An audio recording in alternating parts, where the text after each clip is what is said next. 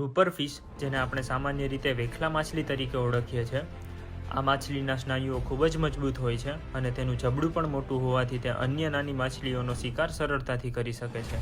તે દેખાવે ભૂખરા રંગની હોય છે અને તેની ઉપરની બાજુ ઘાટા ભૂખરા રંગના ટપકાની ભાત જોવા મળે છે. આ માછલી પાણીના સ્તર મુજબ પોતાના રંગમાં પણ સામાન્ય રીતે ફેરફાર કરી શકે છે. આ માછલીની લંબાઈ લગભગ 2 થી 4 ફૂટ સુધી હોઈ શકે છે અને વજન મહત્તમ 35 થી 40 કિલો સુધી વધી શકે છે. Grouper fish vitamin D, vitamin B6 અને પોટેશિયમ જેવા તત્વોથી ભરપૂર હોય છે, જેમાં વિટામિન ડી રોગપ્રતિકારક શક્તિને વધારે છે અને વિટામિન B6 મગજના વિકાસ અને કાર્યમાં મદદ કરે છે. ગ્રુપર ફિશ, જેને આપણે સામાન્ય રીતે વેખલા માછલી તરીકે ઓળખીએ છીએ, આ માછલીના સ્નાયુઓ ખૂબ જ મજબૂત હોય છે અને તેનું જબડું પણ મોટું હોવાથી તે અન્ય નાની માછલીઓનો શિકાર સરળતાથી કરી શકે છે.